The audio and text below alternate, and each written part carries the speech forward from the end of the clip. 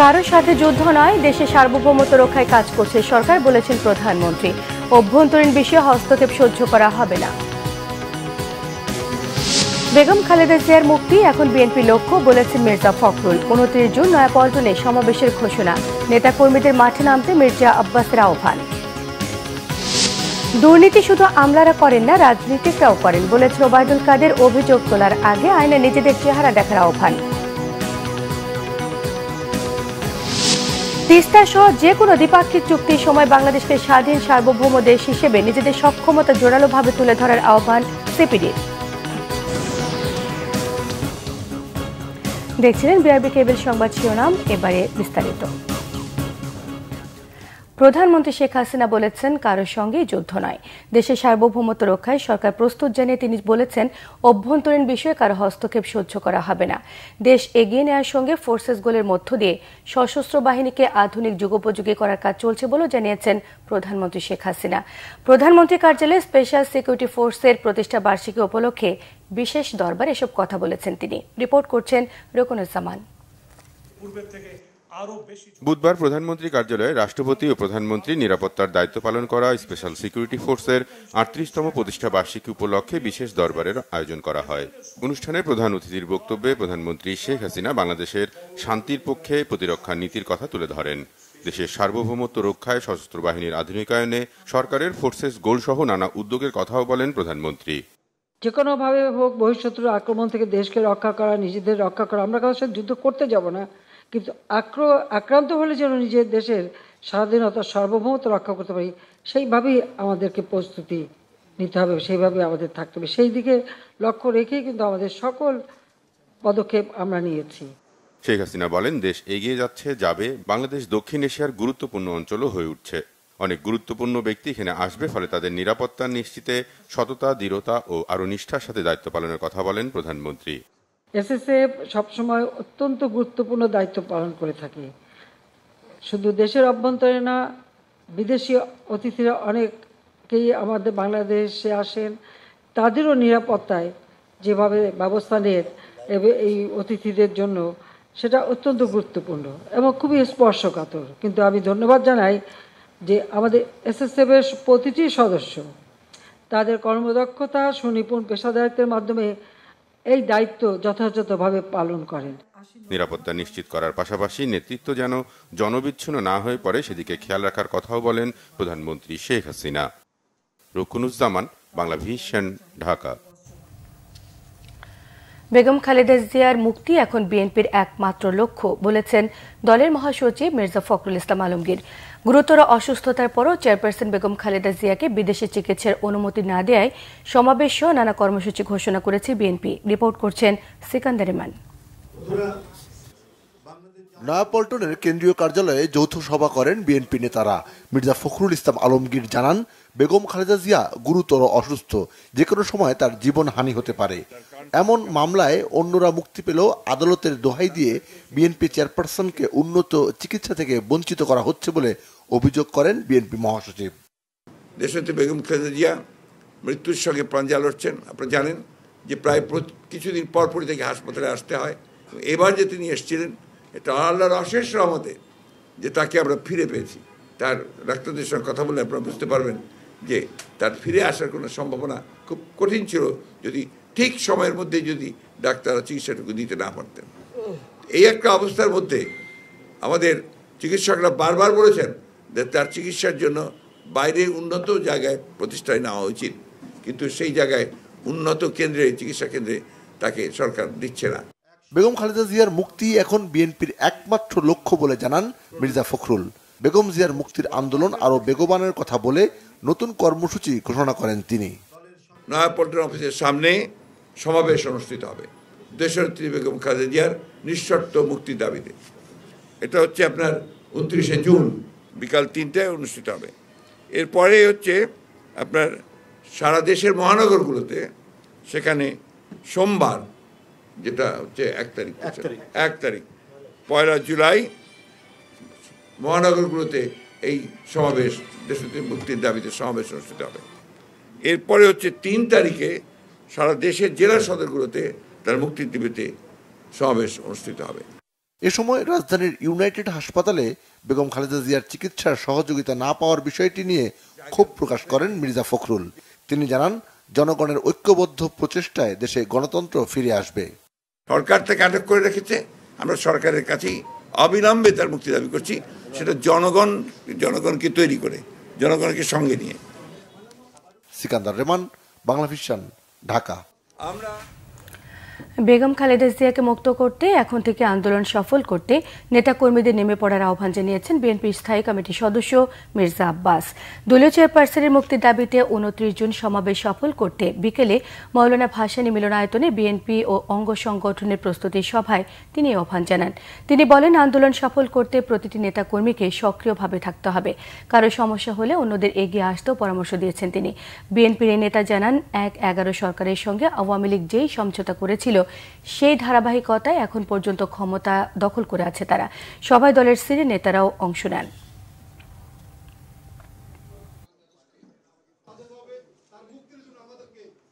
দেশকে রক্ষার জন্য, জাতিকে রক্ষা করার জন্য, দেশনেত্রী বেগম খালেদা জিয়াকে মুক্ত করার জন্য ওইটুকু স্বার্থ ভুলে যেতে হবে। ওইটুকু স্বার্থ এই মুহূর্তে ভুলে যেতে হবে। ভাবতে হবে আমি একাই 100, আবার আমি আরো 100 লোকের সঙ্গে নিয়ে আমি যাবো। এখন থেকে আমাদের যা ইতিপূর্বে যা ঘটেছে ওগুলো নিয়ে কথা বলবো না। এখন থেকে যদি কোনো ঝামেলা ঝঞ্ঝাট হয় কোনো জায়গায় কোনো সময়, আমরা নিশ্চয়ই প্রতিবাদী হব। আমরা সাহস করে রুখে দাঁড়াবো। এই কথাটা ভুলে গেলে হবে না। কিছু একটা হলো আর কেউ কিছু ঘোরায় দিল আর আমরা যার যার মতো ঘরে চলে গেলাম, এইটাই যেন আর না হয়। এদিকে বিএনপি চেয়ারপারসন বেগম খালেদা জিয়ার রোগ মুক্তি কামনায় মিলাদ মাহফিল ও দোয়া হয়েছে জাতীয়তাবাদী মুক্তিযোদ্ধা দলের উদ্যোগে। বুধবার বিকেলে রাজধানীর পুরোনো পল্টনে এই দোয়া মাহফিল অনুষ্ঠিত হয়। এতে প্রধান অতিথির বক্তব্যে বিএনপি চেয়ারপারসনের উপদেষ্টা সৈয়দ মোয়াজ্জেম হোসেন আলাল বলেছেন, আজকে বাংলাদেশকে ভারতের একটি অঙ্গরাজ্য তৈরির অপচেষ্টা চলছে।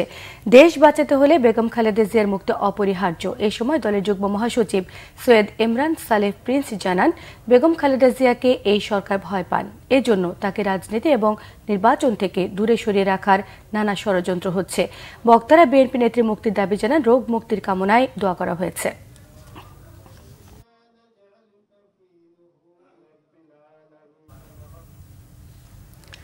আওয়ামী লীগের সাধারণ সম্পাদক ওবায়দুল কাদের বলেছেন, দুর্নীতি সকল সেক্টরেই আছে। দুর্নীতি নিয়ে সরকারি আমলাদের দিকে আঙ্গুল না তুলে রাজনীতিবিদদেরও আয়নায় নিজেদের চেহারা দেখার অনুরোধ জানিয়েছেন ওবায়দুল কাদের। তিনি বলেছেন, দুর্নীতি যেই করুক না কেন সরকার জিরো টলারেন্স নীতিতে অটল। রিপোর্ট করছেন তাইমুর রশিদ। বিআরটিসির উদ্যোগে হযরত শাহজালাল আন্তর্জাতিক বিমানবন্দরে শাটল বাস সার্ভিসের উদ্বোধন করেন সড়ক পরিবহন ও সেতু মন্ত্রী ওবায়দুল কাদের। বলেন, বিআরটিসির সেবার মান বাড়াতে কাজ করছে সরকার। শাটল বাস সার্ভিস উদ্বোধনের ফলে বিদেশ ফেরত যাত্রীরা আরো উন্নত সেবা পাবেন বলে প্রত্যাশা তার। সমসাময়িক রাজনৈতিক ইস্যুতে সাংবাদিকদের প্রশ্নের জবাবে আওয়ামী লীগের সাধারণ সম্পাদক বলেন, সরকারি কর্মকর্তারা দুর্নীতি করে, রাজনীতিবিদরা করেন না সেটা বলা যাবে না। দুর্নীতি সরকারি কর্মকর্তারা করে, পলিটিশিয়ানরা করে না, এটাও তো বলা যায়। কারণ আমরা যখন কথা বলি, আমি সবার কথাই বলছি, তখন আমাদের প্রথমত আয়নায় নিজের চেহারাটা দেখা উচিত যে আমি অ্যাজ এ পলিটিশিয়ান আমি আমলাদের করাপশনের বিরুদ্ধে, তো আমার এখানেও তো করাপশন আছে। ওবায়দুল কাদের বলেন, দুর্নীতি যেই করুক কোনো ছাড় নয়। দুর্নীতি যেই করুক, এখানে সরকারের জিরো টলারেন্স, প্রধানমন্ত্রীর জিরো টলারেন্স, দুর্নীতি তদন্ত করার অধিকার আছে দুদকের, এবং এর স্বাধীনতা সরকার কোনো প্রকার হস্তক্ষেপ করেনি। দুদককে শক্তিশালী করার অঙ্গীকারের কথা পুনর্ব্যক্ত করেন আওয়ামী লীগের সাধারণ সম্পাদক। তাইমুর রশিদ, বাংলা ভিশন, ঢাকা। বাংলাদেশের সাবেক সেনাপ্রধান জেনারেল আজিজের বিরুদ্ধে ভিসা নিষেধাজ্ঞাকে গণতন্ত্র এবং আইনের শাসনের প্রতি যুক্তরাষ্ট্রের প্রতিশ্রুতির প্রতিফলন বলেছেন মার্কিন প্রতিরক্ষা দপ্তর পেন্টাগনের মুখপাত্র জেনারেল প্যাট রাইডার। স্থানীয় সময় মঙ্গলবার পেন্টাগনের সংবাদ সম্মেলনে বাংলাদেশের দুর্নীতি ও নিষেধাজ্ঞা প্রসঙ্গে প্রশ্নের জবাবে জেনারেল রাইডার যুক্তরাষ্ট্রের অবস্থান ব্যাখ্যা করেন। তিনি জানান, এবছরের মে মাসে জেনারেল আজিজের ওপর ভিসা নিষেধাজ্ঞা দিয়েছে মার্কিন পররাষ্ট্র দপ্তর। বাংলাদেশের গণতান্ত্রিক প্রতিষ্ঠান ও আইনের শাসন শক্তিশালী করতে এটি যুক্তরাষ্ট্রের প্রতিশ্রুতির জোরালো প্রতিফলন বলে দাবি করেছেন জেনারেল রাইডার। বলেছেন, দুর্নীতির রোধে নেওয়া পদক্ষেপগুলো সমর্থন করে পেন্টাগন। রাইডার আরও জানান, বাংলাদেশের সঙ্গে যুক্তরাষ্ট্রের ঘনিষ্ঠ দ্বিপাক্ষিক সামরিক সহযোগিতার সম্পর্ক এবং অভিন্ন স্বার্থ এবং মূল্যবোধের ভিত্তিতে অংশীদারিত্ব রয়েছে। আগের দিন মার্কিন পররাষ্ট্র দপ্তরের সংবাদ সম্মেলনে বাংলাদেশের পুলিশ সার্ভিস অ্যাসোসিয়েশনের বিবৃতি নিন্দা জানানো হয়েছে। বলা হয়েছে, সাংবাদিকদের দায়িত্ব পালনে যে কোনো ধরনের হয়রানি এবং ভীতি প্রদর্শনের অবস্থানে যুক্তরাষ্ট্রের আপত্তি রয়েছে। কোনো দেশের সঙ্গে দ্বিপাক্ষিক চুক্তির সময় বাংলাদেশকে স্বাধীন সার্বভৌম দেশ হিসেবে নিজের সক্ষমতা জোরালোভাবে তুলে ধরার আহ্বান জানিয়েছেন বেসরকারি গবেষণা প্রতিষ্ঠান সিপিডির ফেলো ড দেবপ্রিয় ভট্টাচার্য। তিনি দেশ যতটা সক্ষম হবে চুক্তিও সেরকমই হবে এমন মন্তব্য করেছেন। সকালে রাজধানীর ধানমন্ডিতে সিপিডির কার্যালয়ে সুন্দরবনের মধু এখন ভারতের ভৌগোলিক নির্দেশন পণ্য বিষয়ে মিডিয়া ব্রিফিংয়ে এসব কথা বলেন তিনি। এ সময় অন্য আলোচকরা জানান, সুন্দরবনের মধুকে জিআই পণ্যের স্বীকৃতির জন্য 7 বছর আগে আবেদন করেও প্রশাসনিক এবং আমলাতান্ত্রিক দুর্বলতায় সেই স্বীকৃতি পায়নি বাংলাদেশ। সিপিডির আরেক ফেলো অধ্যাপক মোস্তাফিজুর রহমান সহ অন্য গবেষকরা জানান, সুন্দরবনের মধু সহ অন্যান্য পণ্যের জিআই স্বীকৃতির জন্য প্রয়োজনে যৌথ রেজিস্ট্রেশন করতে হবে। দুদেশের অভ্যন্তরেই সুন্দরবন থাকা এসব ক্ষেত্রে দ্বিপাক্ষিক চুক্তির প্রয়োজন রয়েছে বলে উল্লেখ করেছেন তারা। তিস্তা চুক্তিকে ইঙ্গিত করে তারা বলেন, দ্বিপাক্ষিক চুক্তির সময় দর কষাকষির যৌক্তিকতা এবং দক্ষতাই সবচেয়ে বড় বিষয়। কি ভালো হবে, ফেডারেল সাথে হবে না স্টেটের সাথে হবে, মানে শুনেন, আপনি যতখানি সক্ষম ওই রকমই চুক্তি হবে।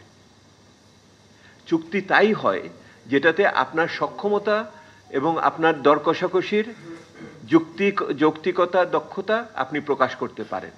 যদি প্রকাশ, এটা শুধুমাত্র রাজনৈতিক বিষয়াদি না যে ওটা বড় দেশ আর ছোট দেশ, দুটা দেশই সমান দেশ, দুটা দেশই সার্বভৌম দেশ, দুটা দেশই স্বাধীন দেশ। সেহেতু আমরা সমানে সমানে কথা বলতেছি, কেউ বড় কেউ ছোট এইভাবে হয় না। এটা জাতিসংঘের কাঠামোতে এক দেশ এক ভোট। হ্যালো, পররাষ্ট্রমন্ত্রী ড হাসান মাহমুদ বলেছেন, পৃথিবীর অনেক দেশের তুলনায় বাংলাদেশের মূল্যস্ফীতির পরিমাণ অনেক কম। নতুন বাজেট বাস্তবায়ন হলে এই মূল্যস্ফীতির পরিমাণ আরও কমবে বলেও মনে করেন তিনি। বুধবার জাতীয় সংসদের 2024-25 অর্থ বছরের প্রস্তাবিত বাজেটের ওপর সাধারণ আলোচনায় অংশ নিয়ে তিনি সব কথা বলেন। বাজেট মাত্র 15 বছরে 12 গুণ বৃদ্ধি পেয়েছে দাবি করে তিনি আরও জানান, বর্তমানে বাজেট 7,97,000 কোটি টাকা উন্নীত হয়েছে। অধিবেশনে সরকারি দলের সংসদ সদস্য আ.ফ.ম. বাহাউদ্দিন নাসিম বলেছেন, দুর্নীতি দমন কমিশন, গণমাধ্যম বা রাজনীতিবিদরা জাতীয় রাজস্ব বোর্ডের কর্মকর্তা মতিউর রহমানকে চিহ্নিত করতে পারেননি। তাকে চিহ্নিত করেছে একটি বোবা প্রাণী ছাগল। এমন মতিউর আরও আছে কিনা তা ছাগল বা অন্য কোনো বোবা প্রাণী চিহ্নিত করার আগে সংশ্লিষ্ট সংস্থার চিহ্নিত করা প্রয়োজন বলে মনে করেন তিনি।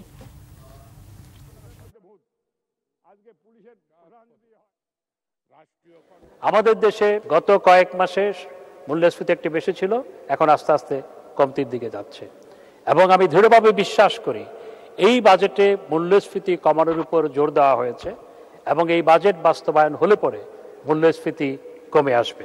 আজকে যে ভারতে এবং পাকিস্তানে বাংলাদেশের উন্নয়ন অগ্রগতির যে প্রশংসা করা হয় সেটি ছিটেফোঁটাও আমাদের সমালোচকরা করেন না, তারা শুধু সমালোচনাটাই করতে জানেন। কারণ কিছু বিশেষজ্ঞ আছেন, তারা মনে করেন যদি ভুল ধরা না হয় সরকারের, তাহলে যে তারা বিজ্ঞ এটি প্রমাণিত হয় না। মাননীয় স্পিকার, যারা রাজস্ব আদায়ের দায়িত্বে থাকেন, যেমন মতিয়ার থেকে দুর্নীতি দমন সংস্থা থেকে মিডিয়া জগৎ, এমনকি আমরা যারা রাজনীতিবিদ তারা চিহ্নিত করতে পারি নাই, তাকে একটি বোবা প্রাণী ছাগল চিহ্নিত করেছে। এমন মতিয়ার আরও আছে কিনা যাদেরকে ভবিষ্যতে ছাগল কিংবা অন্য বোবা প্রাণী চিহ্নিত করার আগেই আমি মনে করি এদেরকে চিহ্নিত করার প্রয়োজনীয় ব্যবস্থা সংশ্লিষ্ট সংস্থাগুলো নিয়ে। নাগরিক ঐক্যের সভাপতি মাহমুদুর রহমান মান্না বলেছেন, নিজের ক্ষমতা টিকিয়ে রাখতে সরকার দেশের স্বাধীনতা এবং সার্বভৌমত্ব বিসর্জন দিচ্ছে। প্রধানমন্ত্রী শেখ হাসিনার ভারত সফর তারই উদাহরণ। দুপুরে জাতীয় প্রেস ক্লাবের সামনে মানববন্ধনে এমন অভিযোগ করেন নাগরিক ঐক্যের সভাপতি। বাংলাদেশের ভেতর দিয়ে ভারতের ট্রেন যাওয়ার সুবিধার নাম ট্রানজিট নয়, এটি হচ্ছে করিডোর। ভারত সরকারকে সুবিধা দিয়ে সরকার ক্ষমতায় টিকে আছে, নত যেন এই সরকারের বিরুদ্ধে লড়াই করতে হবে। এই সময় তিনি প্রধানমন্ত্রী শেখ হাসিনার সংবাদ সম্মেলনে দেয়া বক্তব্যের সমালোচনা করেন। বলে নিত্যপণ্যের দাম নিয়ন্ত্রণ নিয়ে তার কোনো বক্তব্য নেই। সাবেক আইন শৃঙ্খলা বাহিনীর সদস্যদের দুর্নীতির চিত্র তুলে ধরেছেন মাহমুদুর রহমান মান্না।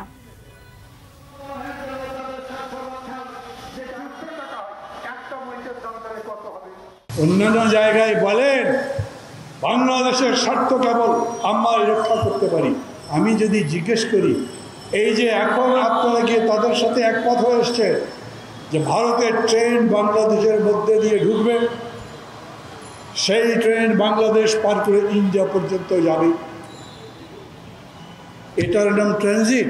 কিন্তু এইরকম না যে একটা ট্রেন তার মালপত্র মানুষজন সব কিছু নিয়ে নিজের দেশ থেকে আরেক দেশের মধ্যে দিয়ে আবার তার দেশেই যায়, এটাকে ট্রানজিট বলে না, এটার নাম করিডোর।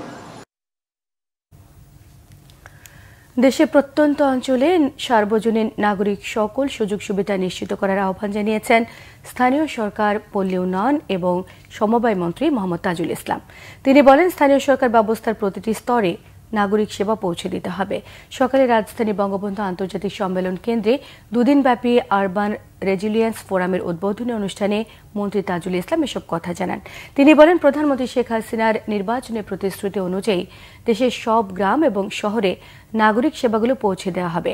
স্থানীয় সরকার, পল্লী উন্নয়ন ও সমবায় মন্ত্রী জানান, সরকার আমার গ্রাম আমার শহর বাস্তবায়নের মাধ্যমে সেই প্রতিশ্রুতি পূরণে কাজ করে যাচ্ছেন। তিনি বলেন, পল্লী অঞ্চলে নাগরিক সুবিধা নিশ্চিত করতে না পারলে ঢাকার জনসংখ্যাগত সমস্যার সমাধান হবে না। এজন্য সরকারের পাশাপাশি দেশীয় এবং আন্তর্জাতিক এনজিওগুলোকে এগিয়ে আসতে হবে। অনুষ্ঠানে উপস্থিত ছিলেন বাংলাদেশে ব্রিটিশ হাইকমিশনার সারা কুক, ইউএনডিপির আবাসিক প্রতিনিধি স্টেফান লিলার। মূল প্রবন্ধ পাঠ করেন জাহাঙ্গীরনগর বিশ্ববিদ্যালয়ের নগর ও আঞ্চলিক পরিকল্পনা বিভাগের অধ্যাপক ডক্টর আক্তার মাহমুদ। সভাপতিত্ব করেছেন স্থানীয় সরকার বিভাগের সচিব আবু হেনা মোর্শেদ জামান। বাণিজ্য প্রতিমন্ত্রী আহসানুল ইসলাম টিটু বলেছেন, দেশে পণ্যের যথেষ্ট সরবরাহ রয়েছে, বাজার অনেকটাই স্থিতিশীল। সচিবালয়ে সাংবাদিকদের সঙ্গে আলাপকালে তিনি এসব কথা বলেন টিসিবি দিয়ে বাজার কিছুটা নিয়ন্ত্রণ করা সম্ভব হয়। বাজারের সাপ্লাই চেইন ঠিক রাখতে মনিটরিং করা হচ্ছে। সরবরাহ চাহিদার উপর ভিত্তি করেই দাম নির্ধারণের চেষ্টা করা হচ্ছে বলেও তিনি জানান। ট্যারিফ কমিশনকে ঢেলে সাজানো হবে জানান বাণিজ্য প্রতিমন্ত্রী। বলেন, মিয়ানমারের সঙ্গে বাণিজ্য নিয়ে চুক্তি হবে। জুলাই মাসে চুক্তির সম্ভাবনা রয়েছে। চুক্তি হলে কিছু নিত্যপণ্য মিয়ানমার থেকে আনা হবে। রেমিটেন্সের একটি বড় অংশ সরাসরি গ্রামে চলে যায় উল্লেখ করে তিনি জানান, গ্রামের মানুষের ক্রয় ক্ষমতা বেড়েছে, তবে শহর কেন্দ্রিক নির্দিষ্ট আয়ের মানুষেরা কষ্টে আছে বলেও স্বীকার করেছেন বাণিজ্য প্রতিমন্ত্রী। নতুন অর্থ বছরে 945 কোটি 15,45,000 টাকার বাজেট ঘোষণা করেছে ঢাকা বিশ্ববিদ্যালয়। এর মধ্যে গবেষণা খাতে বরাদ্দ রাখা হয়েছে 20 কোটি 5 লাখ টাকা। বুধবার বিকেলে বিশ্ববিদ্যালয়ের নবাব নওয়াব আলী চৌধুরী সিনেট ভবনে বার্ষিক সিনেট অধিবেশনে এ বাজেট পেশ করা হয়। উপাচার্য অধ্যাপক এএসএম মাকসুদ কামালের সভাপতিত্বে বিশ্ববিদ্যালয়ের কোষাধ্যক্ষ অধ্যাপক মমতাজউদ্দিন আহমেদ এই বাজেট পেশ করেন। বিদায়ী অর্থ বছরে গবেষণা খাতে বরাদ্দ ছিল 15 কোটি 5 লাখ টাকা। সেই হিসেবে আগামী অর্থ বছরে গবেষণার বাজেট বাড়ছে 5 কোটি টাকা। এই অর্থ গবেষণার জন্য পর্যাপ্ত নয় বলে জানিয়েছেন বিশ্ববিদ্যালয়ের কোষাধ্যক্ষ অধ্যাপক মমতাজউদ্দিন আহমেদ। তিনি বলেছেন, 2024-2025 অর্থ বছরের গবেষণা বাবদ 20 কোটি টাকা বরাদ্দ দেওয়া হয়েছে, যা 2023-24 অর্থ বছর হতে 5 কোটি টাকা বেশি। উদ্ভাবনের জন্য বরাদ্দ নেওয়া হয়েছে 5 লাখ টাকা। কোষাধ্যক্ষ জানান, বর্তমান যুগে টিকে থাকতে হলে নতুন নতুন উদ্ভাবন দরকার। আরও কিছু খবর নিয়ে এখন থাকছে একটি ডেস্ক রিপোর্ট।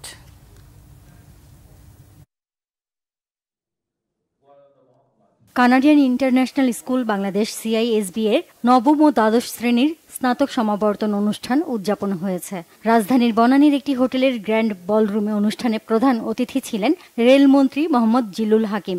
বিশেষ অতিথি ছিলেন বাংলাদেশে নিযুক্ত কানাডার হাই কমিশনার ডক্টর লিলিক নিকলস। উপস্থিত ছিলেন CISB এর চেয়ারম্যান মোহাম্মদ কামাল উদ্দিন, CEO বেগম শিরিন জাহান এবং প্রিন্সিপাল জানিস স্মেলস। অনুষ্ঠানে দ্বাদশ শ্রেণীর 10 জন ছাত্রকে এবং নবম শ্রেণীর 11 জন ছাত্রকে সমাবর্তন দেয়া হয়। এক্সপেরিয়েন্স সেন্টার উদ্বোধন করল দেশের সর্বাধিক বিক্রিত স্যানিটারি ওয়্যার ব্র্যান্ড স্টেলা। রাজধানীর গুলশান এক গোল চত্বরে সুবাস্তু স্পেস রহমান গ্যালারিয়ার দোতলায় 4000 স্কয়ার ফুটের সুপরিসর ডিসপ্লে সেন্টারটি যাত্রা শুরু করল। এর উদ্বোধন করেন আবুল খায়ের সিরামিক ইন্ডাস্ট্রিজ লিমিটেডের উপমহাব্যবস্থাপক মোহাম্মদ আবু কাউসার। প্রতিষ্ঠানের ঊর্ধ্বতন কর্মকর্তারা উপস্থিত ছিলেন এ সময়। রবিবার ছাড়া সপ্তাহের 6 দিন সকাল 9টা থেকে রাত 8টা পর্যন্ত খোলা থাকবে এই এক্সপেরিয়েন্স সেন্টার। ডিজিটাল প্ল্যাটফর্মের মাধ্যমে অনুষ্ঠিত হল বাংলাদেশ ন্যাশনাল ইন্স্যুরেন্স কোম্পানি লিমিটেডের 28তম বার্ষিক সাধারণ সভা। সভায় 2023 সালের নিরীক্ষিত বার্ষিক প্রতিবেদন এবং 20% নগদ লভ্যাংশ অনুমোদন করা হয়। এতে সভাপতিত্ব করেন পরিচালনা পর্ষদের চেয়ারম্যান মোস্তফা কামাল।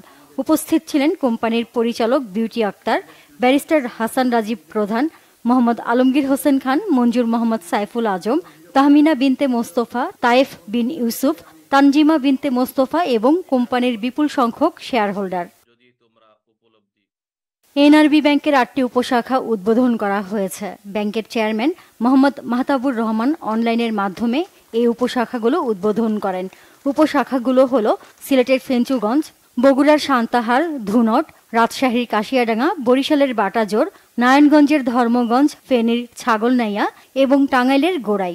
ব্যাংকের প্রধান কার্যালয়ে অনুষ্ঠানে আরও উপস্থিত ছিলেন ব্যাংকের vice chairman Golam Kabir, audit কমিটির চেয়ারম্যান মোহাম্মদ মতিউর রহমান, পরিচালক মোহাম্মদ জাহেদ ইকবাল, ডাক্তার মোহাম্মদ এহসানুর রহমান, বাইজুনেন চৌধুরী ও ব্যবস্থাপনা পরিচালক ও সিইও চলতি দায়িত্ব মোহাম্মদ ওমর ফারুক খান সহ ঊর্ধ্বতন কর্মকর্তারা। এছাড়াও অনলাইনে উল্লেখিত শাখার গ্রাহক ও অতিথিরা উপস্থিত ছিলেন। স্ট্যান্ডার্ড ইন্স্যুরেন্স লিমিটেডের 24তম বার্ষিক সাধারণ সভা ভার্চুয়াল ডিজিটাল প্ল্যাটফর্মের মাধ্যমে অনুষ্ঠিত হয়েছে। সভায় সভাপতিত্ব করেন কোম্পানির চেয়ারম্যান HTM কাদের নওয়াজ। উপস্থিত ছিলেন পরিচালক মাহমুদা বেগম, হোসনিয়ারা বেগম, তাসমিয়া রহমান, হাসনাত মোশাররফ, কোম্পানির উদ্যোক্তা এবং শেয়ার হোল্ডার সহ বিপুল সংখ্যক শেয়ার হোল্ডার। সভা পরিচালনা করেন কোম্পানি সচিব মোহাম্মদ কাউসার মুন্সি। এ সময় 2023 সালের আর্থিক বিবরণী ও পরিচালকদের প্রতিবেদন এবং 10% নগদ লভ্যাংশ প্রদান অনুমোদিত হয়। পপুলার লাইফ ইন্স্যুরেন্স কোম্পানি লিমিটেডের চট্টগ্রাম অঞ্চলের বীমা গ্রাহকের মধ্যে 4,27,00,000 টাকার বীমা দাবির চেক হস্তান্তর ও অর্ধবার্ষিক ব্যবসা ক্লোজিং সভা 2024 চট্টগ্রামে কোম্পানির নিজস্ব ভবন অডিটোরিয়ামে অনুষ্ঠিত হয়েছে। এতে প্রধান অতিথি ছিলেন কোম্পানির ব্যবস্থাপনা পরিচালক ও সিইও এবং বাংলাদেশ ইন্স্যুরেন্স ফোরামের প্রেসিডেন্ট BM ইউসুফ আলী। তিনি বলেন, কম সময়ে দ্রুত দাবি পরিশোধ করে পপুলার লাইফ পলিসি হোল্ডারদের আস্থা অর্জনে সক্ষম হয়েছে। উপস্থিত ছিলেন কোম্পানির অতিরিক্ত ব্যবস্থাপনা পরিচালক BM শওকত আলী, ঊর্ধ্বতন উপব্যবস্থাপনা পরিচালক সৈয়দ মোতাহার হোসেন ও মোহাম্মদ হাবিবুর রহমান, ঊর্ধ্বতন মহাব্যবস্থাপক শামসুজ্জামান সেলিম, প্রকল্প পরিচালক মোহাম্মদ এনামুল হক সহ কোম্পানির ঊর্ধ্বতন কর্মকর্তারা। অস্ট্রেলিয়ার সিডনিতে জাভিয়ানদের সম্মেলন অনুষ্ঠিত হয়েছে। সিডনির প্লাম্পটন নেইবারহুড কনভেনশন সেন্টারে জাহাঙ্গীরনগর বিশ্ববিদ্যালয় অ্যালামনাই অ্যাসোসিয়েশনের প্রথম বার্ষিক সাধারণ সভা ও নির্বাচন অনুষ্ঠিত হয়। সভা শেষে 2 বছর মেয়াদী নতুন কমিটি ঘোষণা করা হয়। সভাপতি নির্বাচিত হন তাহমিনা মালিক রহমান বিনা। সাধারণ সম্পাদক নির্বাচিত হন রাশিদুল মোবাশ্বের মিকন। দিনভর এই আয়োজনে 5 শতাধিক অ্যালামনি সদস্য অংশ নেন। Bangla vision news desk. সংবাদ শেষ করব বিআরবি কেবল শিরোনামগুলো আরো একবার জানিয়ে দিয়ে। কারো সঙ্গে যুদ্ধ নয়, দেশের সার্বভৌমত্ব রক্ষায় কাজ করছে সরকার, বলেছেন প্রধানমন্ত্রী। অভ্যন্তরীণ বিষয়ে হস্তক্ষেপ সহ্য করা হবে না। বেগম খালেদা জিয়ার মুক্তি এখন বিএনপির লক্ষ্য, বলেছেন মির্জা ফখরুল। 29 জুন নয়াপল্টনে সমাবেশের ঘোষণা। নেতা কর্মীদের মাঠে নামতে মির্জা আব্বাসের আহ্বান।